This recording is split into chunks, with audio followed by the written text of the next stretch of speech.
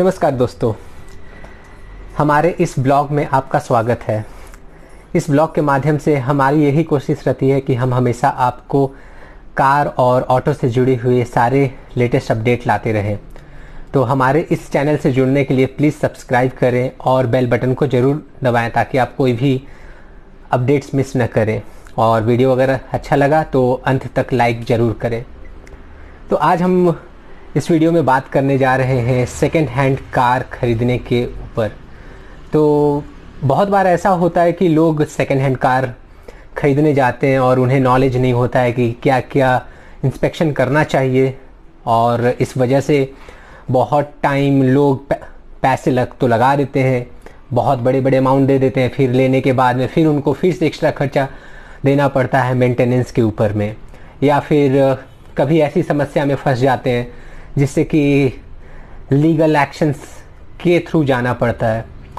तो आज हम कवर करने वाले हैं उन सभी विषयों पे, और उससे पहले हम चाहते हैं कि आप हमारे इस वीडियो को अंत तक ज़रूर देखें। और जब बात करते हैं किन किन पॉइंट्स को हमें ध्यान रखना चाहिए, तो मैं कुछ पॉइंट्स आपके साथ में शेयर करने जा रहा हूँ। तो वो पॉइंट्स हैं, सबसे पहले जो आता है आपका वो है पेपर। तो कोई भी गाड़ी अगर आप खरीदने जा रहे हैं, specially through the dealership, mainly dealership. क्यों मैं ये बता रहा हूँ, क्योंकि बहुत टाइम ऐसा होता है आपका जो डीलरशिप रहता है वो कहाँ से गाड़ी उठाया रहता है पता नहीं, लेकिन जब आप ऑनर से खरीदते हैं तो आपको पता रहता है कि यार इस बंदे से हम खरीद रहे हैं, इसके बारे में एटलीस्ट आप एक बेसिक वेरिफिकेशन करते हैं। बट सेम आपका डीलर के साथ में नहीं होता। तो खैर, दोनों में से आप किसी के पास से भी गाड़ी खरीद रहे हैं, आपको ध्यान रखने वाली बात यह है कि आपका जो पेपर है वो सारा सही हो। आपका जो आरसी है वो आरसी अप टू डेट, ऐसा नहीं होना चाहिए कि आरसी एक्सपायर हो गया है। और जब आरसी में देखें तो उसका आप चैसी नंबर और गाड़ी में इंजन में जो चैसी नंबर है उसको एक बार ज़रूर मैच करा लें। और साथ ही आप फिटनेस रजिस्ट्रेशन भी देख लें, जो कि आरसी बुक पे मेंशन किया हुआ रहता है।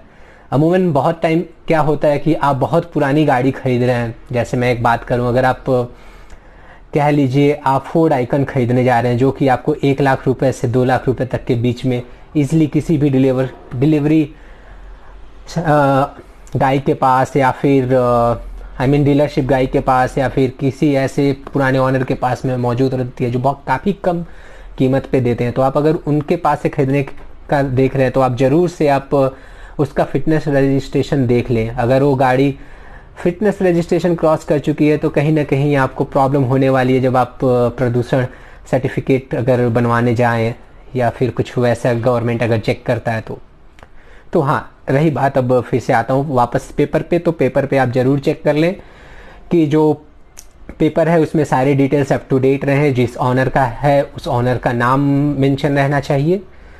और दूसरा बात अगर हम करें तो वो है आपका इंजन के बारे में। बहुत बार क्या होता है कि गाड़ी देखने में तो बहुत अच्छी लगती है, वेल मेंटेन्ड कार, बहुत ही शाइनी कर रहा है, बट अंदर का पता नहीं रहता है कि क्या हो रहा है। जब आप एक बार बोनेट खोल के देखेंगे तो आपको कुछ और ही नज़र आता है। तो आप ज़रूर से इस चीज़ को ध्यान रखें।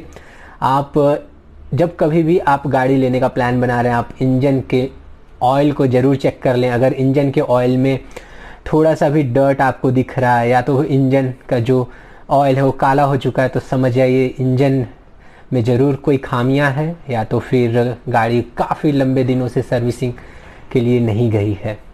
तो ये ध्यान देने वाली बात है। और जो दूसरा तरीका है जो चेक करने का है, आप पीछे जाकर उसके साइलेंसर या एग्जॉस्ट पाइप में आप देखें कि जो उसका धुआं है वो धुआं कैसा है। अगर धुआं काफ़ी ज़्यादा काला निकल रहा है, आप अपने साथ में किसी भी ऐसे व्यक्ति को ले जाएं जिसे थोड़ा बहुत आइडिया हो, या फिर कोई भी अपने साथी को बोलें आप गाड़ी को एक्सेलरेट करने के लिए और धुएं पे ध्यान दें। अगर धुआं काफ़ी काला निकल रहा है, और साथ ही साथ अगर साइलेंसर में उसके जो साइलेंसर का नोज है अगर उस पर टच करके देखें और वहाँ पे कुछ भी वैसा लिक्विड जैसा जो कि मोबिल टाइप का रहता है अगर आपको दिख रहा है, तो समझ जाइए इंजन में ज़रूर कोई खराबी है। तब आगे बढ़ते हैं हमारे सेकंड पॉइंट पे। सेकंड पॉइंट हमारा ये रहेगा कि आप गाड़ी का इंश्योरेंस ज़रूर से देखें। गाड़ी इंश्योर्ड रहना चाहिए जब आप खरीद रहे हैं। और इंश्योरेंस पेपर ज़रूर ध्यान दें, और ये भी ध्यान दें कि गाड़ी आपका इंश्योरेंस क्लेम तो कभी नहीं ली है, तो इस बात का पता कैसे लगाएंगे। तो आपको थोड़ा स्मार्ट होना पड़ेगा। आप जब डीलर से बात करें या ऑनर से बात करें, आप ज़रूर से बोलें कि मैं गाड़ी को शोरूम पे ले जाके ही चेक करवाना चाहता हूँ। मैं ऐसा इसलिए कह रहा हूँ क्योंकि बहुत बार ऐसा होता है कि आपका जो गाड़ी है वो बाहर सर्विस हुआ है। मैं बात करूँ अगर Hyundai की गाड़ियों की या फिर मारुति की, जो कि 3-4 साल पुरानी है, तो कभी कभी क्या होता है कि उसके ऑनर्स उसको ज़्यादा ड्राइव कर लेते हैं और पेड सर्विस, जो फ्री सर्विस आई मीन रहती है, वो ख़त्म हो जाती है और पेड सर्विस करवाते हैं कई बार, तो वो बाहर ही करवाया करते हैं। तो आप ज़रूर से ध्यान दे लें कि आपका जो गाड़ी का जो सर्विस का जो ट्रैक रिकॉर्ड है वो शोरूम में जाके आप चेक कर लें कि अप टू डेट है कि नहीं। इंश्योरेंस कोई क्लेम हुआ है क्या, वो भी पता लगा लें। कई बार क्या होता है, ऑनर्स क्या करते हैं कि गाड़ी पे एक माइनर स्क्रैच है या फिर कुछ वैसा है, तो वो उस पार्ट्स को ठीक कराने के लिए, पार्ट्स रिप्लेसमेंट के लिए इंश्योरेंस कभी कभार क्लेम कर लेते हैं। लेकिन अगर आप डीलर के पास में जाएंगे तो क्या होगा मालूम है, डीलर आपको बस से ही बोलेगा, अगर आप डीलर के पास से सेकेंड हैंड गाड़ी खरीद रहे हैं, बोलेगा भाई जिनसे हमने गाड़ी ली थी इन्होंने पार्ट में थोड़े से स्क्रैच हैं, उसको रिप्लेस कराने के लिए रीपेंट करा लिया है, इसीलिए इंश्योरेंस क्लेम हुआ है। पर आपको सच पता नहीं होगा। आपको सच तभी पता होगा जब आप शोरूम जाएंगे और पूछेंगे कि क्या ये पार्ट रिप्लेसमेंट सिर्फ वो माइनर स्क्रैच की वजह से हुआ है या फिर कोई वैसा एक्सीडेंटल रिकॉर्ड है इसके अगेंस्ट। तो इस बात का ज़रूर ध्यान दें। और मैं अगर दूसरी बात अगर यहाँ पे करूँ आपसे, तो आप यहाँ पे उसके इलेक्ट्रिकल्स पार्ट को भी एक बार गौर फरमा लें। बहुत बार क्या होता है, गाड़ी अगर 3-4 साल पुरानी है और ऑनर काफ़ी शौकीन है म्यूज़िक का या फिर कुछ वैसे लाइटिंग्स का, तो वो कभी कभी क्या करता है कि कुछ एक्स्ट्रा वायरिंग करवाता है कार में, या फिर कभी कभार कोई ऐसा पार्ट, इलेक्ट्रिकल पार्ट डैमेज हो जाता है तो उसे रिप्लेस करवाता है, जिसका कभी कभी फिटिंग्स अच्छे से नहीं किया जा सकता, जो कि अमूमन देखा जाता है। लोग बाहर जो काम करवाते हैं उसमें काफ़ी ऐसे ये चीज़ें देखी गई हैं। तो आप ज़रूर से इलेक्ट्रिकल पार्ट्स का भी ध्यान दे लें, एक बार पूछ लें, क्वेश्चन करें। और जब बात करें टायर्स की, तो टायर के डिस्कशन के साथ साथ मैं ये भी आपको डिस्कस करना चाहता हूँ आपके साथ कि किलोमीटर कितना चली है। बहुत बार क्या होता है कि कोई भी गाड़ी है, 2 साल पुरानी गाड़ी आप ले रहे हैं, 10,000 किलोमीटर चली हुई या 5,000 किलोमीटर चली हुई, तो अगर आप डीलर के पास से लेते हैं तो आपको कई बार डीलर आपको क्या करता है कि सही नंबर नहीं देता है। देखिए, जो ऑडियोमीटर में आप जो किलोमीटर देख रहे हैं वो टेम्पर किया जा सकता है, उसमें कोई बड़ी बात नहीं है। तो अगर कोई भी गाड़ी आप देख रहे हैं, आपका जब उसमें मेंशन किया हुआ है 5 से 10,000 किलोमीटर, तब आप उसके टायर को देखिए कि क्या टायर का जो कंडीशन है उसको सेटिस्फाई कर रहा है क्या, आई मीन जस्टिफाई कर रहा है क्या कि ये 5,000 से 10,000 किलोमीटर चला है। मैं इसलिए कह रहा हूँ, आप जाके जब देखेंगे डीलर्स के पास, तो वो तो दिखाएगा 10,000 किलोमीटर चला हुआ, 15,000 किलोमीटर चला हुआ, बट आप जब टायर को देखेंगे, टायर बिल्कुल नए, ऐसा लगेगा एकदम से शोरूम से आई हुई है गाड़ी और गाड़ी चली ही नहीं है, ऐसा टायर्स आपको देखने को मिलेगा। तो आपको उस पर ध्यान देने की बात है कि टायर्स रिप्लेस हुए हैं। टायर्स रिप्लेस क्यों हुए हैं, आप ये जानने की कोशिश कीजिएगा। आप डीलर से या फिर ऑनर से आप ये क्वेश्चन ज़रूर कीजिएगा कि टायर क्यों रिप्लेस हुए हैं, क्योंकि कभी कभार क्या होता है कि गाड़ी अगर एक्सीडेंट से मिट की हो या फिर टायर फट गए हो या कुछ वैसा अनसर्टेन कंडीशंस में आपका टायर रिप्लेस किया जाता है। लेकिन कभी कभी क्या होता है कि जब गाड़ी ज़्यादा चली हुई हो और गाड़ी से थोड़े अच्छे दाम निकालने की कोशिश की जाती है, तो फिर ये सारे ट्रिक्स डीलर्स लगाते हैं। तो ये बात का आप ध्यान दीजिएगा। अगर कोई भी कहता है 10,000 किलोमीटर चली हुई, 5,000 किलोमीटर चली हुई, आप ज़रूर से ध्यान दीजिएगा कि टायर्स उसके अकॉर्डिंग जस्टिफाई कर रहे हैं कि नहीं। अब बात करते हैं एक्सटीरियर की। तो एक्सटीरियर जब आप चेक कर रहे हैं तो आपको गाड़ी बहुत ही शानदार कंडीशन में दिखने को मिलेगी। कभी कभी जब लोग सेकेंड हैंड बेचने का कोशिश करते हैं तो क्या करते हैं, जो भी माइनर स्क्रैच या डेंट्स ये सब लगे रहते हैं, उस सभी को रीपेंट या फिर उसको सही करवा लेते हैं, ताकि जब भी कोई पार्टी गाड़ी खरीदने जाए तो उसके सामने अच्छा इंप्रेशन बने गाड़ी का। तो उसमें भी कई बार क्या होता है, ऑनर्स तो इतना तक करा के रुक जाते हैं, बट जो डीलर्स रहते हैं, डीलर्स क्या करते हैं कि वो गाड़ी को रीपेंट कर देते हैं, पूरी तरह से पॉलिश कर देते हैं, या कुछ वैसे पार्ट्स रहे तो रीपेंट भी न कराने के बजाय रिप्लेस करवाने का भी ऑप्शंस रखते हैं, जो कि जिनसे वो गाड़ी खरीद रहे हैं डीलर्स, उनसे उनका डील एक तय हुआ रहता है।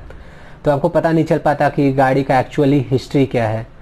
तो आप इस केस में मैं ये कहूँगा कि आप अपने साथ किसी ऐसे मैकेनिक को या फिर उनसे ही पूछें कि अगर उनके पास में डिवाइस है जो कि पेंट का डेप्थ चेक करे, आई मीन थिकनेस। क्या होता है कि जब गाड़ी रीपेंटेड आपकी होती है तो आपको वहाँ पे उसकी थिकनेस आपको पता चल जाती है उस डिवाइस से। अगर गाड़ी शोरूम से निकली हुई है तो अमूमन आपको 90 या उसके अराउंड में ही आपको शायद कुछ उसकी थिकनेस आएगी, और अगर रीपेंटेड है तो थिकनेस वैल्यू कॉमन से ज़्यादा होगी। तो होप अगर आपको ये आइडिया अगर ना हो उतना, तो आप ज़रूर से आप किसी मैकेनिक को अपने साथ ले जाके एक बार देख लें। और रही बात माइनर डेंट्स की या फिर कुछ रिप्लेसमेंट की, तो आप जब एक बार गाड़ी शोरूम में ले जाएंगे, इंश्योरेंस के बारे में डिटेल निकलवाएंगे, तो आपको सारी चीज़ें ही क्लियर हो जाएगा। और आप जब गाड़ी ले गए शोरूम में तो आप वहाँ पे सर्विस हिस्ट्री भी आप वहाँ से निकाल सकते हैं कि गाड़ी की कितनी सर्विसेज हुई हैं, क्या गाड़ी जो ऑनर है, गाड़ी चलाने वाला था, उसने कोई भी सर्विस मिस की है या कोई बाहर से कराई है, तो आपको वो सारे डिटेल्स भी देखने को मिल जाएंगे। अब बात कर लेते हैं क्लच की। तो अगर गाड़ी, जैसे क्या होता है कि बहुत सारे एंथू ड्राइवर होते हैं जो कि बहुत ही रैश गाड़ी चलाते हैं। बहुत सारे टाइम ऐसा होता है कि गाड़ी जो रहती है ऐसों के हाथ में रहती है जिनको गाड़ी अच्छे से चलाने नहीं आता, आई मीन न्यू लर्नर रहते हैं, बिगिनर रहते हैं। तो उनसे क्या होता है कि अगर वो गाड़ी काफ़ी लंबे समय तक वो चलाते हैं तो गाड़ी का क्लच प्लेट भी ख़राब होने का डर रहता है। तो आप ज़रूर से गाड़ी में बैठ के आप गाड़ी का क्लच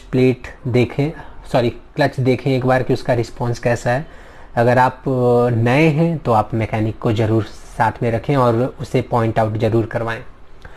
अब रही बात गियर्स की, तो गियर्स का भी सेम केस है। अगर आप चेंज करें, अगर गियर्स स्मूथली चेंज हो जा रहा है तो there is no problem in the car. But again, अगर गियर शिफ्टिंग में अगर प्रॉब्लम है, गियर अगर आप चेंज करने जा रहे हैं, इंगेज रह जा रहा है gear, then there is something wrong. तो आपको वो भी ध्यान देने वाली बात है। और हाँ, गाड़ी को क्या करते हैं कि आप जब देखते हैं गाड़ी को तो आप तो फुल स्पीड कभी कभी नहीं चला पाएंगे। आई मीन आप लेट्स से आप ऐसे मार्केट में गए हैं जहाँ पे डीलर का शोरूम है, या फिर ऐसे तंग गलियों में गए हैं जहाँ पे ऑनर का घर है, तो आप वहाँ पे आप उसको फुल स्पीड में तो चला के नहीं देख सकते कि गाड़ी के से कोई नॉइज़ आ रही है क्या। तो उस केस में आप गाड़ी को फुल एक्सेलरेट करके ज़रूर देखें कि कहीं से कोई वाइब्रेशन है, कहीं से कोई ऐसे पार्ट्स ढीले हैं, आई मीन कुछ भी फिटमेंट प्रॉब्लम हो सकती है जिससे आवाज़ आ रही है, तो आप उस चीज़ को ज़रूर से नोटिस करें। और जो सबसे अहम बात है, nature of owner and number of owners, तो ये दो चीज़ों का ध्यान आप ज़रूर दें। क्योंकि नेचर ऑफ ऑनर मीन्स जो ऑनर था या है वो उसका ऑक्यूपेशन क्या था। कहीं वो डॉक्टर, कहीं ये वो IT एम्प्लॉय, या कहीं वो ऐसा कॉन्ट्रैक्टर जिससे बहुत ज़्यादा ट्रैवल करना पड़ता है। तो उसी के हिसाब से आप गाड़ी के रन के मामले में भी आप एक अजम्पशन लगा सकते हैं। लेट्स से अगर कोई डॉक्टर है, डॉक्टर का काम, डॉक्टर या IT पर्सन या कोई भी ऑफिशियल आदमी, वो क्या करेगा कि घर से ऑफिस तक या हॉस्पिटल तक ही जाएगा और उसकी गाड़ी अधिकतर टाइम पे पार्क रहेगी, और वीकेंड को ही लंबे ड्राइव्स पे जाएगा। और जो कॉन्ट्रैक्टर है, तो कॉन्ट्रैक्टर के केस में क्या होता है, या फिर कोई ऐसा आदमी जिसके जॉब में उसके ट्रैवलिंग बहुत ज़्यादा है तो गाड़ी बहुत ज़्यादा चलाएगा। तो ये सभी पैमानों पे आप एक अजम्पशन लगा सकते हैं कि गाड़ी कितनी चली है और गाड़ी अगर इस आदमी के पास में या ऑनर के पास में अगर 1 साल से है, तो अगर इसका जॉब ऑक्यूपेशन ये है और क्लेम कर रहा है 5000 किलोमीटर, तो आप वहाँ पे एक और क्वेश्चन ये कर सकते हैं कि कैसे इस गाड़ी, तो अगर ये डेली 60 से 70 किलोमीटर इसकी रनिंग होगी, तो आप कैसे कह रहे हैं कि गाड़ी इतना कम चली है। तो आप एक क्वेश्चन यहाँ पे आ सकता है। अब बात करते हैं नंबर ऑफ़ ऑनर्स की। तो बहुत टाइम ऐसा होता है कि आपको कोई भी अच्छी गाड़ी 2 साल 3 साल पुरानी मॉडल आपको 4 से 5 लाख रुपए में मिल जाती है, लेकिन जब आप वहाँ पे पता करेंगे उसके ऑनर डिटेल्स का, तो एक ऑनर या सेकंड ऑनर या थर्ड ऑनर ऐसे रहता है। तो आप हमेशा से ये कोशिश करें कि आप जब भी गाड़ी खरीदें, आप कंसीडर करें गाड़ी सिर्फ 2 ही ऑनर तक हैंड ओवर हुई हो। अगर थर्ड है तो फिर वहाँ से गाड़ी की रीसेल वैल्यू बहुत ज़्यादा घट जाएगी। अगर आप बाद में जाएंगे गाड़ी बेचने के लिए, तो आपको उतने पैसे रिटर्न नहीं मिलेंगे। तो ये सारे कुछ बातें थी जो कि हमें ध्यान रखनी चाहिए जब भी हम सेकेंड हैंड गाड़ी खरीदें। और अगर हम इन बातों का अगर अच्छे से आंकलन कर लेते हैं और जांच पड़ताल कर लेते, तो आई एम श्योर कि बाद में कोई वैसी प्रॉब्लम नहीं आएगी। और अगर डीलर आपको एश्योरेंस देता है 6 मंथ ऑफ वारंटी, क्योंकि अभी बहुत सारे ऐसे जाइंट डीलर्स हैं और काफ़ी फेमस भी हैं, नाम नहीं लेना चाहता हूँ मैं, क्या करते हैं वो कि 6 महीने की वारंटी, 1 मंथ का मनी बैक वारंटी ऐसा कुछ देते हैं। तो वहाँ पे भी काफ़ी हिडन क्लॉज रहते हैं। तो please don't get into those traps, और कोशिश करिए कि आप अपने तरफ से पूरी जांच पड़ताल करें। आपको जो भी क्वेश्चंस हैं वहाँ पे सॉर्ट इट आउट ज़रूर कर लें, क्योंकि डीलर्स आपको सारी डिटेल्स रिवील नहीं करता। और रही बात ऑनर की, ऑनर भी आपको सारी डिटेल्स रिवील नहीं करेगा। तो आप वहाँ पे थोड़ा सा ये पॉइंट्स पे ध्यान दें, ताकि आपको कोई भी फ्यूचर में लॉस ना हो जो आपने गाड़ी परचेस की उससे लेके। इसी के साथ में मैं अपना ब्लॉग यहीं पे रोकना चाहता हूँ। अगर आपको हमारा ये इन्फॉर्मेशन अच्छा लगा तो प्लीज़ लाइक ज़रूर कीजिएगा, और ऐसे ही अपडेट्स एंड लेटेस्ट न्यूज़ पाने के लिए हमारे चैनल को सब्सक्राइब और बेल आइकन को क्लिक ज़रूर कर दीजिए। Thank you.